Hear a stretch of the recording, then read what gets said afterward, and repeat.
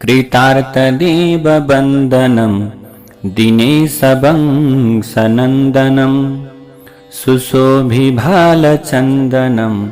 नमामि राममीश्वरम् मुनीन्द्रयज्ञकारकं शिलाविपत्तिहारकं महाधनुर्विदारकं नमामि राममीश्वरम्। आज यसरी अब त्यो राक्षसनीले लक्ष्मणलाई आफ्नो पतिका रूपमा स्वीकार गर्न आइसकेपछि अब आज राक्षसनीलाई लक्ष्मणले के गरिदिनु भयो, उसका नाक र कान काटिदिनु भयो। त्यसपछि त्यो चिच्चाउँदै जताबाट आएकी थिए उतैतर्फ भागे। अब त्यो राक्षसनी गइसकेपछि राम र लक्ष्मण ज्यादै तीव्र गतिमा एउटा ज्यादै बाक्लो जंगलमा पुग्नुभयो। त्यो समयमा महातेजस्वी, धैर्यशाली, सुशील र पवित्र आचरण र विचार भएका लक्ष्मणले हात जोडेर आफ्नो दाजु रामसँग भन्नुहुन्छ, मेरो देब्रे पाखुरा ज्यादै फरफराइरहेको छ भने मन पनि विचलित भइरहेको छ। मैले पटक पटक अपशकुन देखिरहेको छु। यसकारण हे मेरो दाजु, त्यो हजुरले भएको सामना गर्न तयार हुनुहुन्छ। यी अपशकुनहरूले अथवा यो अलक्षणहरूले मलाई तत्काल आइलाग्ने भएको संकेत गरिरहेको छ दाजु। यसैसँगै एउटा शुभ संकेत पनि देखा परेको छ। त्यो के हो भने जुन बन्जुल नाम भएको एउटा ज्यादै डरलाग्दो पक्षी छ, त्यो युद्धमा हाम्रो विजयको संकेत गर्दै धेरै ठुलो स्वरमा कराइरहेको छ। यसरी राम र लक्ष्मणले ज्यादै एकाग्रतापूर्वक त्यो समग्र वनमा सीताको खोजी गरिरहेका अवस्थामा त्यो वनको विनाश गराउने किसिमको ज्यादै ठुलो आवाज आयो। त्यो वनमा धेरै ठुलो आँधी चल्न थाल्यो भने त्यसले समग्र वनलाई आफ्नो लपेटामा लियो। त्यो शब्दको ध्वनिले समग्र वन गुन्जायमान भइरहेको थियो। आफ्ना भाइ लक्ष्मणसहित हातमा तरबार लिएर रामले त्यो शब्द पत्ता लगाउने प्रयास गर्दा गर्दै रामको दृष्टि एउटा चौडा छाती भएको धेरै ठुलो शरीर सम्पन्न राक्षसमा पर्यो। उनीहरूले त्यो राक्षस आफ्नो अगाडि उभिएको देखिसकेपछि ज्यादै डरलाग्दो राक्षस शिर र घाँटी नभएकाले धड मात्र उसको स्वरूप थियो भने उसको मुख पेटमा थियो। अब आज उसको समग्र शरीर ज्यादै चम्किलो र तीखा रौँहरूले परिपूर्ण भएको पर्वत जस्तै अग्लो शरीर, आकृति धेरै डरलाग्दो, नीलो बादल जस्तै शरीर कालो, अनि उसले बादलको जस्तै ज्यादै गम्भीर स्वरमा गर्जना गर्दथ्यो। उसको छातीमा निधार थियो भने त्यो निधारमा राम्ररी देख्न सक्ने एउटा लामो र चौडा आगाको ज्वाला जस्तै बलिरहेको आँखा थियो। उसको परेला धेरै ठुला थिए भने आँखो कैलो रङको थियो। त्यो राक्षसका दारा धेरै ठुला थिए भने ऊ आफ्नो लटपटाइरहेको जिब्रोले पटक पटक आफ्नो मुखलाई चाटिरहेको थियो। उसको भोजन ज्यादै डरलाग्दा भालु, सिंह, पशु र पक्षीहरू थिए। ऊ आफ्नो एक एक योजन लामा दुवै हात धेरै परसम्म फैलाउँथ्यो भने दुवै हातले अनेकौं भालु, पक्षी, पशु र मृगका बथानलाई समाएर आफूतिर तान्थ्यो। तिनीहरूमध्ये जुन उसको भोजनका लागि अयोग्य देखिन्थे ती जन्तुलाई पनि उसले हातले पछाडि ठेलिदिन्थ्यो। जुन समयमा राम र लक्ष्मण त्यो राक्षसका अगाडि पुग्नुभयो त्यो समयमा ती राक्षसले रामको बाटो छेकेर के गयो, त्यो राक्षस उभियो। त्यसपछि राम र लक्ष्मण अब त्यो राक्षसभन्दा धेरै पर गएर एकहोरो राक्षसलाई हेर्न थाल्नुभयो। त्यो समयमा आज त्यो राक्षस एक कोस लामो भएको अनुभूति हुन्थ्यो। त्यो राक्षसको आकृति धडमात्र भएकाले उसको नाम कबन्ध थियो। त्यो राक्षसले आफ्ना दुवै हात फैलाएर राम र लक्ष्मणलाई ज्यादै पीडित बनाउँदै एकै पटकमा समायो। त्यो समयमा राम र लक्ष्मणको हातमा तरबार थियो, दुवैसँग धनुष पनि थियो। ती दुवै ज्यादै तेजस्वी विशाल हात सम्पन्न, ज्यादै शक्तिशाली भए तापनि त्यो राक्षसले तानेपछि आफू विवश भएको अनुभूति गर्न थाल्नुभयो राम र लक्ष्मण। त्यो समयमा राम धैर्यका कारणले विचलित भएनन् भने बलबुद्धि र धैर्य धारण नगरेका हुनाले लक्ष्मणको मन ज्यादै विचलित भयो। त्यसपछि लक्ष्मणले ज्यादै शोकाकुल हुँदै रामसँग भन्नुभयो, मैले यो राक्षसको बन्धनमा परेर विवश भएको छु दाजु। मलाई यो राक्षसलाई अर्पित गरिदिएर हजुर यसको हातको बन्धनबाट मुक्त हुनु ठिक हुन्छ। यो ठाउँमा मेरो बलि दिएर हजुर आनन्दले यहाँबाट भाग्नुपर्छ दाजु। म हजुरले चाँडै सीतालाई भेट्ने कुरामा ज्यादै विश्वस्त छु। जुन समयमा हजुर वनवासबाट फर्किएर आफ्नो पुर्खाको नाशरूपी राज्य अयोध्याको राज सिंहासनमा बस्नुहुन्छ, त्यो समयमा सधैँ मेरो सम्झना गरिरहनु दाजु। लक्ष्मणका यस्ता कुरालाई सुनेपछि रामले लक्ष्मणसँग भन्नुभयो, तिमी नडराऊ भाइ, किनकि तिमी जस्तो वीरले यसरी चिन्ता गर्न उचित हुँदैन। यसरी यही समयमा ज्यादै कठोर हृदय भएको त्यो कबन्ध नाम गरेको राक्षसले राम र लक्ष्मणसँग भन्दछ, तिमीहरू दुवै को हौ? तिमीहरूका काँध सिंहका जस्ता अग्ला छन्। तिमीहरूले ठुला ठुला तरबार र धनुष बोकेका छौ। तिमीहरू यो ज्यादै डरलाग्दो वनमा किन आएका हौ? यहाँ तिमीहरूको के काम छ र? तिमीहरू अगाडि आउनु मेरो अहोभाग्य हो, किनकि म यहाँ भोकले ज्यादै पीडित भएर उभिएको थिएँ। तिमीहरू आफै धनुषबाट तरबार हातमा लिएर तीखा सिंह भएका दुईवटा साँढे जस्तै तत्कालै यो ठाउँमा आयो। यसकारण अब तिमीहरू जीवित रहन असम्भव छ। त्यो कबन्ध नाम गरेको राक्षसका यस्ता कुरा सुनेपछि रामले लक्ष्मणसँग भन्नुभयो,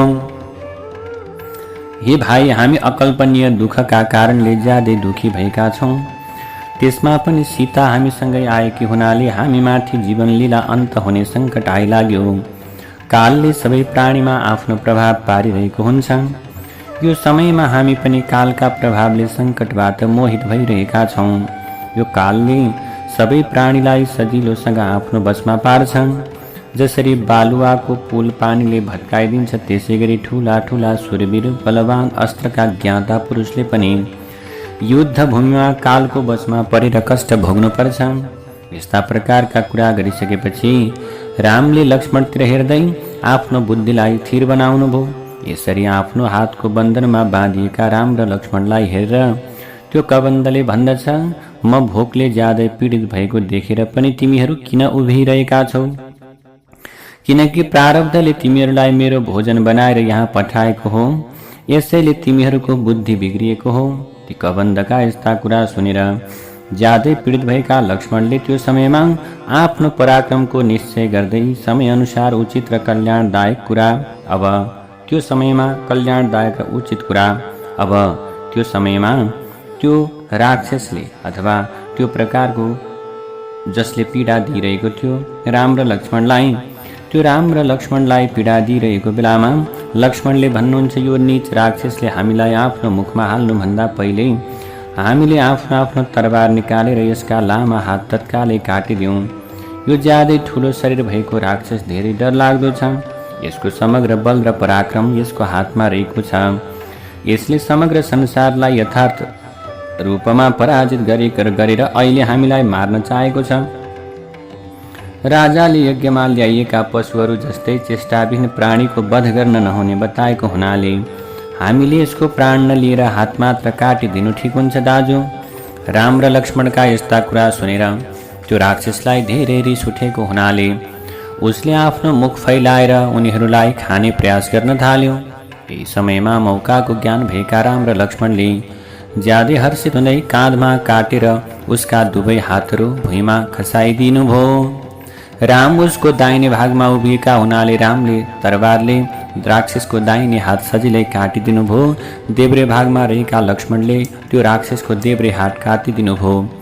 त्यो देब्रे हातलाई काटिदिइसकेपछि यसरी हात काटिएपछि त्यो राक्षस पानी वर्षाउन लागेको बादलको जस्तै ज्यादै गम्भीर गर्जना गरेर पृथ्वी, आकाश तथा दिशाहरूलाई गुन्जायमान बनाउँदै भुइँमा लड्यो। आफ्ना हातहरू काटिएको देखेपछि रगताम्य भएको त्यो राक्षसले ज्यादै दुखी हुँदै भन्दछ, तिमीहरू को हौ? त्यो कबन्धका यस्ता कुरालाई सुनेर लक्ष्मणले अब त्यो राक्षसलाई रामको परिचय दिने सिलसिलामा भन्नुभयो, यिनी इक्ष्वाकु वंशी राजा दशरथका छोरा हुन् तथा समग्र संसारमा रामका नामले प्रख्यात भएका छन्। म यिनको भाइ हुँ। मेरो नाम चाहिँ लक्ष्मण हो। माता कैकेयीले यिनको राज्याभिषेकमा व्यवधान उत्पन्न गराइदिएपछि मेरो दाजु राम आफ्नो पिताको आज्ञा अनुसार वनमा आएर आफ्नै पत्नीसहित यो विशाल वनमा आनन्दले घुम्न थाल्नुभयो। हामी सँगै थियौँ। यो मनुष्यविहीन वनमा बसेको समयमा रामकी पत्नी सीतालाई कुनै राक्षसले अपहरण गरेर लग्यो। उनै सीतालाई खोज्दै हामी यहाँ आएका हौँ।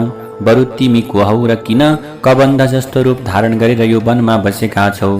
तिमी के कारणले छातीभन्दा तल चम्किलो मुख र भाँचिएका तिघ्रा लिएर यताउति लडीबुडी गर्दै घुमेका हौ? लक्ष्मणका यस्ता कुरा सुनेपछि कबन्धलाई इन्द्रले बताएको कुरा सम्झना भएकाले उसले ज्यादै हर्षित हुँदै लक्ष्मणसँग भन्दछ, तिमीहरू दुवैलाई स्वागत छ। मैले तिमीहरूको दर्शन पाउनु मेरो ठुलो सौभाग्य हो।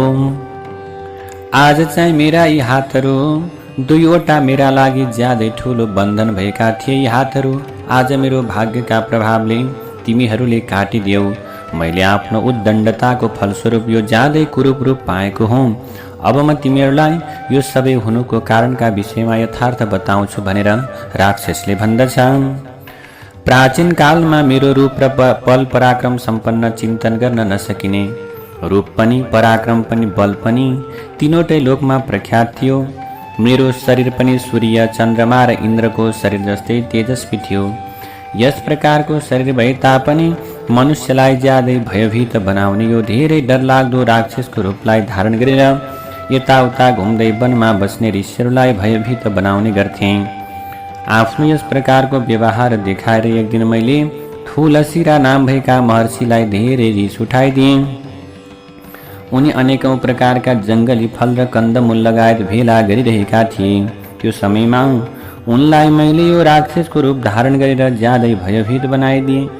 मलाई यस प्रकारको ज्यादै डरलाग्दो रूपमा देखेर आज उनले कठोर श्राप दिँदै भने, आजदेखि तेरो यही डरलाग्दो र निन्दा गर्न योग्य रूप सधैँलाई रहोस्। यस्ता प्रकारका कुरा सुनेपछि मैले ती रिसाएका महर्षिसँग प्रार्थना गर्दै भने, हजुरले मलाई यो अभिशापबाट मुक्त गरिदिनुहोस्।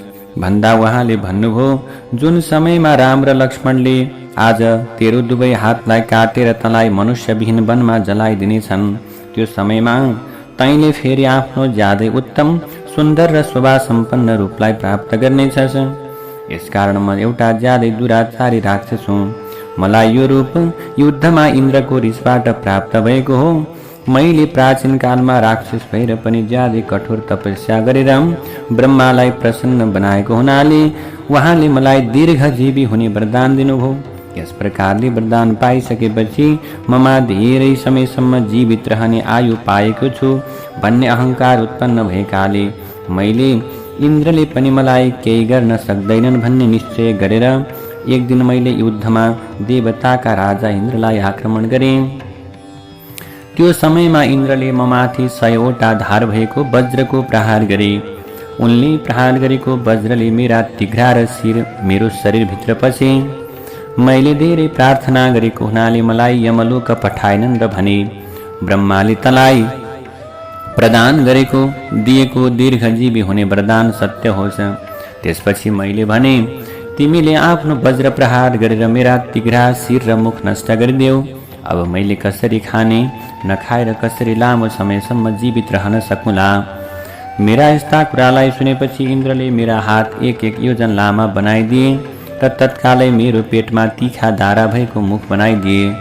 यसरी मै लामा हातले वनमा बस्ने सिंह, चितुवा, हरिण र बाघ सहितका जन्तुलाई सबैतिरबाट तानेर खाने गर्थेँ। त्यो समयमा मलाई इन्द्रले जुन समयमा राम र लक्ष्मणले अब आज तिम्रा हात काटिदिनेछन् त्यो समयमा तिमी स्वर्गलोक जानेछौ भनेका थिए। मैले यो शरीरले यो वनभित्र देखेका सबै वस्तु स्वीकार गर्न मलाई उचित लाग्छ। इन्द्र र मुनिहरूको ऋषिहरूको भनाइअनुसार मलाई एक दिन राम अवश्य मेरो नजिकमा आउनेछन् भन्ने विश्वास थियो। यो कुरालाई दृष्टिगत गरेर मैले यो शरीर परित्याग गर्ने प्रयास गरिरहेको थिएँ। निश्चय पनि हे भगवान, हजुर राम हुनुहुन्छ, हजुरको कल्याण होस्। हजुर बाहेक अरू कसैले मेरो वध गर्न सम्भव थिएन। जुन समयमा हजुरहरूले मेरो शरीर अग्निमा राखेर डढाइदिनुहुन्छ त्यो समयमा म हजुरहरूलाई बौद्धिक सहयोग गर्नेछु। म हजुरहरूलाई एउटा ज्यादै असल मित्रका विषयमा यथार्थ रूपमा बताइदिनेछु। त्यो राक्षसका यस्ता कुरा सुनेपछि रामले भन्नुभयो, मेरी पत्नी सीतालाई रावणले अपहरण गरेर लगेको छ। त्यस समयमा म आफ्नो भाइ लक्ष्मण सहित जनस्थानभन्दा बाहिर गएको थिएँ। मलाई त्यो राक्षसको नाम मात्र थाहा छ, तर अनुहार रूप देखेको छैन। त्यो कहाँ बस्छ, उसको प्रभाव कस्तो छ भन्ने कुरामा हामी यथार्थ रूपमा अनभिज्ञ छौँ। यो समयमा हामीलाई सीताको शोकले धेरै पीडित बनाइरहेको छ। हामी सहयोगी भए तापनि यसरी सबैतिर दौडिरहेका छौँ। तिमीले हामीलाई यो विषयमा विस्तारमा बताइदिने कृपा गर। त्यसपछि हामी हात्तीले भाँचेर सुकेका काठ ल्याएर आफै खनेको एउटा ठुलो खाडलमा तिम्रो शरीर राखेर जलाइदिनेछौँ। यसकारण तिमीले हामीलाई सीतालाई राखेको ठाउँका बारेमा बताइदेऊ। यो समयमा उनी कहाँ छन् र उनलाई कसले कहाँ लगेको छ, यो सबै कुरा यथार्थ रूपमा बताइदेऊ भनिसकेपछि रामचन्द्रका यस्ता प्रकारका कुरालाई सुनेपछि त्यो राक्षसले रामसँग भन्दछ, यो समयमा मलाई अलौकिक ज्ञान प्राप्त नभएकाले म सीताका विषयमा केही पनि बताउन सक्दिनँ। जुन समयमा मेरो यो शरीर भस्म हुन्छ त्यो समयमा मैले आफ्नो पहिलेको रूप प्राप्त गरेपछि कुनै यस्तो व्यक्तिका विषयमा बताउनेछु जसले हजुरहरूलाई सीताका बारेमा विस्तारमा बताउनेछन् र जसले ती राक्षसलाई पनि राम्ररी चिनेका हुनेछन्। जुन समयसम्म मेरो शरीरको दाह संस्कार हुँदैन त्यो समयसम्म ममा सीताको अपहरण कसले गरेको हो र त्यो राक्षस को हो भन्ने जान्ने शक्ति आउँदैन। श्रापको दोषका प्रभावले मेरो ज्ञान नष्ट भएको छ। मलाई आफ्नै कारणले यस प्रकारको शरीरको प्राप्त भएको हो। तर अस्ताउनुभन्दा पहिले मलाई खाल्डोमा राखेर शास्त्रीय विधि अनुसार मेरो दाह संस्कार गरिदिनुहोस्। हे प्रभु, हजुरहरूबाट विधिपूर्वक खाडलमा मेरो दाह संस्कार भएपछि म हजुरहरूलाई त्यो राक्षसका विषयमा यथार्थ रूपमा जान्ने पुरुषको परिचय दिनेछु। हजुरले ती न्यायसङ्गत आचरण गर्ने महापुरुषसँग आफ्नो मित्रता गाँच्नुपर्छ। उहाँले अथवा ती व्यक्तिले हजुरहरूलाई सहयोग गर्नेछन्। यी तीनवटै लोकमा उसले नजान्ने भन्ने केही पनि छैन, किनकि कुनै कारण ऊ पहिले सबै लोकमा घुमिसकेका छन्। कबन्धका यस्ता प्रकारका कुरालाई सुनेपछि राम र लक्ष्मणले उसको शरीरलाई एउटा पर्वतको खाल्डोमा राखेर त्यसमा आगो लगाइदिनु भयो। लक्ष्मणले बलिरहेका ठुला ठुला आगाका उल्टाहरूले उसको चिताको चारैतिर आगो लगाइदिएकाले त्यो सबैतिर प्रज्वलित भयो। यसरी चिताका बलिरहेको कबन्धको चितामा बलिरहेको त्यो कबन्धको विशाल शरीर धेरै बोसो भएका कारण आज त्यो डढ्नका निम्ति समय लाग्यो। त्यसलाई चिताको आगो बिस्तारै बिस्तारै जलाउन थाल्यो त्यो शरीरलाई, कबन्धको शरीरलाई। त्यसपछि त्यो कबन्ध तत्कालै चिता हल्लाएर दुईवटा सफा वस्त्र र अलौकिक फूलको माला लगाएर धुवाँरहित आगो जस्तै गरेर उठेर उभियो। यसपछि उसले ज्यादै तीव्र गतिमा चिताबाट उठेर तत्कालै एउटा तेजस्वी विमानमा गएर बस्यो। ऊ निर्मल वस्त्रले विभूषित भएकाले ऊ ज्यादै तेजस्वी देखिएको थियो। उसको मन धेरै खुसी भएको अनि उसका सबै अङ्गहरू अलौकिक आभूषणले सजिएका थिए। त्यो हाँसले तानेको यशस्वी विमानमा बसेको कबन्ध आफ्नो कान्तिले सबै दिशालाई प्रकाशमय बनाउँदै आकाशमा बसेर रामसँग भन्दछ, अब म हजुरलाई सीता प्राप्त गर्ने उपायका बारेमा यथार्थ रूपमा बताउँदछु, सुन्नुहोस्। यो संसारमा राजाहरूले सबै वस्तु प्राप्त गर्ने 6वटा उपाय छन्। जुन मनुष्य सङ्कटमा परेको छ उसले अर्को कुनै सङ्कटमा परेको पुरुषको सहयोग पाउँछ। लक्ष्मण सहित हजुर ज्यादै नराम्रो अवस्थाको शिकार हुनुभएको छ। यसकारण हजुरहरू राज्यबाट वञ्चित हुनुभएको छ। त्यही अवस्थामा हजुरलाई आफ्नी पत्नी अपहरणको दुःख आइलागेको छ। यसकारण हजुरले आफू जस्तै दुःखमा परेको पुरुषलाई आफ्नो मित्र बनाउनुहोस्। मैले धेरै विचार गर्दा पनि हजुरका निम्ति यो बाहेक अर्को कुनै उपाय देखिन। मैले जसका विषयमा बताउन लागेको छु उनको नाम सुग्रीव हो। उनी बाँदर जातिका हुन्। उनलाई उनका दाजु बालीले रिसाएर घरबार विहीन बनाइदिएका छन्। यो समयमा ती सुग्रीव 4वटा बाँदर सहित पम्पा सरोवरसम्म फैलिएको ऋष्यमुख पर्वतमा बसिरहेका छन्। ती बाँदरहरूका राजा सुग्रीव तेजस्वी, कान्ति सम्पन्न, आफ्नो प्रतिज्ञामा अटल, ज्यादै विनयशील, धैर्यवान, बुद्धिमान महापुरुष, काम गर्न अत्यन्त सिपालु, निडर, प्रकाश तेज सम्पन्न, बल पराक्रम सम्पन्न छन्। उनका दाजु बालीले सबै राज्य आफ्नो बनाउने अभिप्रायले उनलाई राज्यबाट निकाला गरिदिएका हुनाले उनी सीताको खोजी गर्ने कार्यमा हजुरको सहायक मित्र हुनेछन्। यसकारण हजुरले चिन्तालाई त्यागेर तत्कालै सुग्रीवको के गर्नु पर्यो, त्यो चिन्तालाई त्याग्नु पर्यो, उनलाई भेट्नु पर्यो। यो संसारमा प्रारब्धले निश्चय गरेको कुरालाई कसैले पनि उल्टाउन सक्दैन। यसै कारण हजुरले तत्कालै सुग्रीवको नजिकमा गएर सुग्रीवसँग मित्रता गर्नुहोस्। आज हजुरले उसँग प्रज्वलित अग्निलाई साक्षी राखेर एकअर्काको विद्रोह नगर्नका लागि मित्रता गाँच्नुहोस्। यसरी मित्रता गाँसेपछि हजुरले कहिल्यै पनि बाँदरका राजा सुग्रीवको अपमान गर्नुहुँदैन। ती सुग्रीव आफ्नो इच्छाअनुसार रूप धारण गर्ने पराक्रमी अर्काले गरेको उपकार कहिले नबिर्सिने स्वभाव भएका छन्। अब अहिलेको समयमा उनले पनि आफ्नो सहयोगीको खोजी गरिरहेका छन्।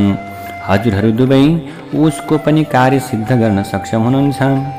ती सुग्रीवको अभिलाषा परिपूर्ण नभए तापनि आज सुग्रीवले हजुरको कार्य सिद्ध गरिदिनेछन्। हे रामचन्द्र, उनी ऋक्षराजाको आफ्नो शरीरबाट उत्पन्न भएका छोरा हुन् भने बालीको डरले पम्पा सरोवरको किनारमा घुमिरहन्छन्। उनलाई सूर्यका आफ्नै पुत्र भनेर बताइएको छ। उनले बालीको अपराध गरेका हुनाले ती उनीसँग डराउँछन्। यसकारण हजुरले अग्निको नजिकमा अस्त्र शस्त्र राखेर सत्यको शपथ लिँदै ऋष्यमुख पर्वतमा बस्ने बाँदर सुग्रीवलाई आफ्नो मित्र बनाउनुहोस्। ती सुग्रीवलाई संसारमा भएका मनुष्यको मांस खाने राक्षसहरूको वासस्थानका विषयमा यथार्थ रूपमा ज्ञान रहेको छ। यो संसारमा सुग्रीवलाई ज्ञान नभएको कुनै पनि ठाउँ छैन। आज हजुरले ती बाँदरसँग बसेर सबै नदी, ठुला पर्वतहरूमा सजिलोसँग जान नसकिने गुफाहरूमा पनि खोज्न लगाएर आफ्नी पत्नी सीतालाई राखेको ठाउँ पत्ता लगाउनु ठिक हुन्छ। उनले हजुरको वियोग ज्यादै शोकाकुल भएकी सीतालाई खोज्नका लागि सबै दिशामा ज्यादै ठुलो शरीर भएका बाँदर पठाउनेछन् हजुरको वियोगलाई मेटाउन। अनि रावणको घरबाट पनि सीतालाई खोजेर निकाल्नेछन्। उनले हजुरकी सीता जहाँ भए पनि खोजेर हजुरको नजिकमा ल्याइदिनेछन्।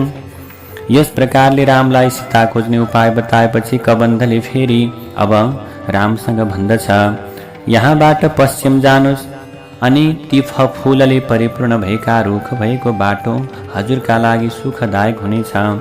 यसरी जाँदा हजुरले बाटामा जामुनु, कटहर, पिपल, आँप, कदम, अशोक, रातो चन्दन सहितका अनेकौं रुखका स्वरूपहरू देख्नुहुनेछ। हजुरहरू यिनका हाँगा नुहाएर यी रुखमा चढेर यिनका अमृत बराबर फल खाँदै खाँदै जानु। हजुरहरू यो फूलहरूले सुशोभित वन पार गरेपछि अर्को एउटा नन्दवन जस्तै मनमोहक वनमा पुग्नुहुनेछ। त्यो वनमा भएका रुखले उत्तर कुरुवर्षका रुखहरू जस्तै मधुका धारा बगाउँछन्। तिनीहरू सधैँ फलले परिपूर्ण रहन्छन्। त्यो चैत्र रथ जस्तै मनमोहक वनमा सबै ऋतुहरू बस्छन्। त्यहाँका रुखहरू ठुला ठुला हाँगा भएका फलको भारले झुलेका छन्। तिनीहरू त्यहाँ सबैतिर बादल र पर्वतहरू जस्तै गरेर शोभायमान भएका छन्। लक्ष्मणले ती रुखहरू चढेर तिनका हाँगा नुगाएर तिनका अमृत बराबर फल हजुरलाई दिनुहुनेछ। यस प्रकारले सुन्दर पर्वतहरू घुम्दै हजुरहरू एउटा पर्वतबाट अर्को पर्वतमा तथा एउटा वनबाट अर्को वनमा पुग्नुहुनेछ भने यसै गरी अनेकौं पर्वत र वनहरू पार गर्दै हजुरहरू दुवै पम्पा नाम भएको सरोवरको किनारमा पुग्नुहुनेछ। त्यहाँ गिट्टीको नामसम्म पनि छैन भने त्यसको किनारमा गोडा चिप्लिने हिलो सहित केही पनि छैन। त्यसको घाटको जमिन सबैतिर बराबर मिलेको मैदान छ। त्यो सरोवरमा दलकचुको यथार्थ रूपमा अभाव रहेको छ। त्यसको भित्र भाग बालुवाले परिपूर्ण छ भने कमल र नील कमलले त्यो सरोवरको शोभा बढाएका छन्। त्यहाँ पम्पामा जलमा घुम्ने हाँस, घरेलु साना हाँस, करङ कुरुङ र चखेबाको सुमधुर स्वर सधैँ गुन्जिरहेको हुन्छ। ती मनुष्यलाई देखेर विचलित हुँदैनन्, किनकि तिनीहरूलाई कुनै मनुष्यबाट कुनै पक्षीको वध भएको अनुभव नै छैन। ती सबै पक्षी ज्यादै सुन्दर छन्। त्यहाँ खान योग्य फल र कन्दमूलहरू प्रशस्त मात्रामा पाइन्छन्। हजुरहरूमा ज्यादै भक्तिभाव भएका लक्ष्मणले अथवा राममा ज्यादै भक्तिभाव प्रेम भएका लक्ष्मणले हजुरलाई फल समर्पण गर्नुहुनेछ। हजुरहरूले ती पदार्थहरू हातमा लिएर त्यो सरोवरमा भएका ठुला ठुला जलचर पक्षीहरू, सुगा र झिङ्गे माछा सहितलाई के गर्नु, थोरै थोरै फल खुवाउनु। जुन समयमा हजुरहरू पम्पा सरोवरको फूलको नजिकमा माछाहरूलाई खानेकुरा दिएर मनोरञ्जन गरिरहनु भएको हुन्छ, त्यो समयमा लक्ष्मणले त्यो सरोवरमा कमलको सुगन्धले सुवासित कल्याणदायक सुखद अत्यन्त शीतल र रोगनाशका अथवा दुःखनाश तथा चाँदी र स्फटिक जस्तै स्वच्छ जल कमलको पातमा ल्याएर हजुरलाई पियाउनु हुनेछ। यसै गरी साँझको समयमा हजुरसँग अथवा हजुरसँग हे राम सँगै हुनुभएका घुमिरहनुभएका लक्ष्मणले हजुरलाई पर्वतको गुफामा सुत्ने र बस्ने अत्यन्त मोटा मोटा बाँदर देखाउनु हुनेछ। ती बाँदरले पानी पिउने लोभले पम्पाको किनारमा आएर साँढेको जस्तै गर्जना गर्नेछन्। तिनीहरूको शरीर मोटो र निलो रङको हुनेछ। हजुरले तिनीहरूलाई देख्नुहुनेछ। यसरी नै साँझको समयमा हिँड्दाका समयमा हजुरले ठुला ठुला हाँगा भएका फुलले परिपूर्ण रुख पम्पाको शीतल जल देखेर आफ्नो शोकलाई परित्याग गर्नुहुनेछ।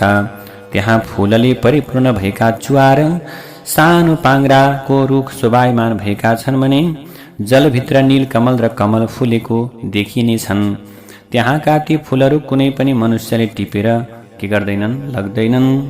त्यो पम्पा सरोवरमा भएका फूल कहिल्यै पनि ओइलाउँदैनन् र झर्दैनन् पनि। मैले सुने अनुसार त्यहाँ पहिले मतङ्ग मुनिका शिष्य ऋषिहरू बस्दथे, जसको चित्त सधैँ एकाग्र र शान्त रहन्थ्यो।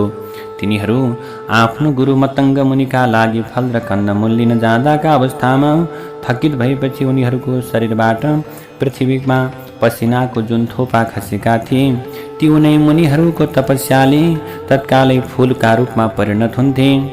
यसरी पसिनाका थोपाबाट उत्पन्न भएका हुनाले ती फूलहरू कहिले नष्ट हुँदैनन्। अहिले ती ऋषि त्यहाँ नभए तापनि उनीहरूको सेवा गर्ने तपस्विनी सबरी यस समयमा पनि त्यही देखिन्छन्। ती सबरी चिरञ्जीविनी भएर सधैँ धर्मको अनुष्ठानमा लागिरहन्छन्। आज हजुरकै भक्ति हजुर सबै प्राणीका लागि वन्दना गर्न योग्य देवता समान हुनुहुन्छ राम। हजुरको दर्शन गरेपछि सबरी स्वर्गलोक जान्छन्। त्यहाँबाट पम्पाको पश्चिम किनारमा गएपछि हजुरले एउटा अतुलनीय आश्रम देख्नुहुनेछ जुन ज्यादै गोपनीय छ। त्यो आश्रम र वनमा मतङ्ग मुनिको प्रभावले हात्तीले कहिले आक्रमण गर्दैनन्। त्यहाँको जङ्गल मतङ्ग वनका नामले प्रख्यात भएको छ। त्यो नन्दवन जस्तै मनमोहक र देववन जस्तै सुन्दर वनमा अनेकौं प्रकारका पक्षी रहेका छन्। हजुर त्यहाँ प्रसन्नतापूर्वक घुमफिर गर्नुहुनेछ। यसै गरी त्यो पम्पा सरोवरको पूर्वमा रुख र फूलहरूले सुशोभित भएका ऋष्यमुख पर्वत छ भने त्यसमा चढ्न ज्यादै कठिन छ, किनकि साना साना सर्पहरू र हात्तीका बच्चाहरूले त्यसलाई चारैतिरबाट घेरेका छन्। त्यो ऋष्यमुख पर्वत धेरै उदार छ। प्राचीन कालमा ब्रह्माले त्यसको निर्माण गरेर त्यसलाई उदारता सहितका गुणहरूले परिपूर्ण पार्नु भएको थियो। त्यो पर्वतमा सुतेको पुरुषले सपनामा देखेको वस्तु बिउझिँदा पनि प्राप्त गर्छन्। जुन पापकर्म गलत व्यवहार गर्ने पुरुष त्यो पर्वतमा चढ्छ, त्यो यदि त्यस्तो व्यक्ति पर्वतमा चढ्यो भने सुतिरहेको अवस्थामा राक्षसले लगेर मार्छन्। मतङ्ग मुनिको आश्रमको अगल बगलमा बस्ने र पम्पा सरोवरमा खेलबाड गर्ने हात्तीका साना साना बच्चाले कराएको आवाज त्यो पर्वतमा पनि सुन्दर प्रकारले सुन्न सकिन्छ। जसको कञ्चटमा केही रातो रङको मदका धाराहरू बगिरहेका हुन्छन्। ती त्यहाँ ज्यादै तीव्र गति सम्पन्न र पानी वर्षाउन लागेको बादल जस्तै काला ठुला ठुला हात्ती बथानका बथान मिलेर त्यहाँ घुमिरहेका हुन्छन्। त्यो वनमा घुमफिर गर्ने हात्ती पम्पा सरोवरको शीतल जल पिएर वनमा के गर्छन्, फर्किन्छन्। त्यहाँ भालु, बाघ र मृगहरूलाई देखेपछि हजुरले आफ्नो शोक यथार्थ रूपमा बिर्सिनुहुनेछ रामचन्द्र भनेर यसरी बारम्बार अब त्यहाँ के हुन थाल्यो उसले त्यहाँ जाने बाटोका विषयमा बताउँदै गयो।